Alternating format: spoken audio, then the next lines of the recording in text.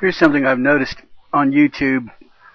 When I make a video which some object to, all they can do is call me dirty names and rate me 1 star.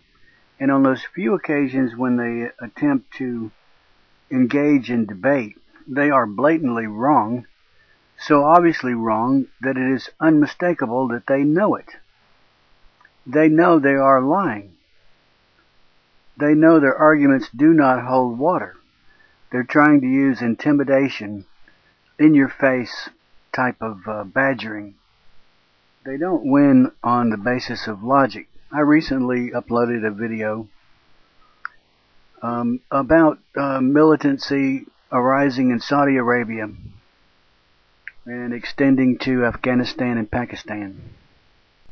My little video is backed up with facts, boys and girls. But the detractors, who are, I imagine, either leftists or angry Muslims or possibly miseducated Negroes in the ghetto of Chicago, whoever they are the people on YouTube who speak so loud and are known as haters. The same people that promote Ron Paul, the same people that promote, what's his name? The Messiah. I forgot his name. The guy born in Hawaii, supposedly. The skinny guy. They are the same people that promote endlessly ad nauseum CRAP about the trade towers falling down at free fall speed and all kind of nonsense over and over again for years. And they're still, I get messages still from people with an in-your-face attitude about Building 7 and about the Pentagon, and some witnesses say that a cruise missile hit the Pentagon. And if you believe that the wings could fold back and enter that hole in the side of the Pentagon, you are crazy. Ha ha ha ha ha. You believe in fairy tales. You're so stupid. You don't know who you're debating with. I have studied this for 3 years, they say. I have 3,000 hours experience. I've seen all the videos.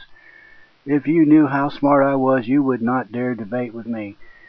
So I say, well, of course the wings would fall back when the bulk of the fuselage entered that hole in that blast-resistant walls. What would you expect the wings to do other than fold back and enter the hole along with the bulk of the plane as it disintegrated and exploded? These people that are so loud, my point is, these people who are so loud on YouTube with their negativity and their ridicule and their attempted intimidation have nothing to stand on. They don't. Take my word for it. They have nothing to stand on. I have debated them for years. Okay, back to my video about the Saudis. I made a video saying the Saudis were going to equip the troublemakers in Afghanistan and Pakistan with high-speed internet. I want to make a distinction. I wasn't saying that the Saudi government was going to do that. I was saying that elements inside Saudi Arabia were going to do that. And here's a source of information. This is a man named Thomas Haganah, who wrote an article, a rather scholarly and long article with footnotes, lots and lots of footnotes, entitled Terrorist Recruitment and Radicalization in Saudi Arabia. Yet these losers on YouTube simply rate me 1 star and don't even bother to explain why. He refers to a group of militants by this unusual name, QAP. All this means is Al-Qaeda in the Arabian Peninsula. The Arabian Peninsula includes some other little countries along with Saudi Arabia. So the QAP is Al-Qaeda inside the Arabian Peninsula.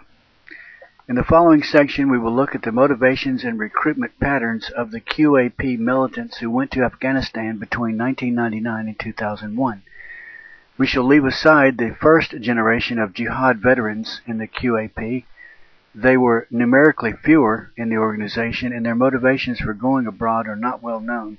Although we're speaking primarily about those militants who subsequently joined the QAP, we will also draw upon publicly available information about other Saudis who went to Afghanistan in this period, such as the 9/11 hijackers and certain Guantanamo prisoners. In order to understand the Saudi recruitment to Afghan training camps in the late 1990s, it's useful to recall the ideological environment from which the recruits emerged. First of all, it is important to keep in mind that going to Afghanistan was not seen by the recruits themselves as an act of joining Al-Qaeda. First of all, there was no real awareness in Saudi Arabia of Al-Qaeda as an organization before 9/11, for the simple reason that bin Laden and his close associates did not use that name in their propaganda and did not actively promote an organizational identity around it. Outside of Afghanistan, there only seems to have been a vague conception of bin Laden's group, or bin Laden's and his men. A second point to keep in mind is that since the 1980s war in Afghanistan, a culture of private military participation in foreign conflicts had developed in certain parts of in the Saudi Islamist community. Although this culture of jihad had a significant militaristic component, going abroad for jihad was always framed positively as an act of altruism toward oppressed Muslims. There was a thin line between relief work and military resistance, and many of those who went to Afghanistan in the 1980s and to Bosnia in the early 1990s did both. This means that for most recruits, the act of going to Afghanistan was not as big a step in moral or psychological terms as that of joining a quote-unquote terrorist organization. Equally significant for understanding the dramatic increase in Saudi recruitment to Afghanistan from 1999 onwards is the domestic and international political context. Domestically, the late 1990s saw a recomposition of the Islamist field that included the rise to prominence of a group of hardline religious scholars centered around a certain gentleman whose name I can't pronounce, but I'll try, Alukla al-Shuwabi. And this is how to spell it. The increasingly militant discourse of sheikhs such as Nasser el-Fad and Ali al-Qudayar influenced a large number of young Saudis, not least because of the scholars' skillful use of the Internet, which was first introduced in Saudi Arabia in early 1999.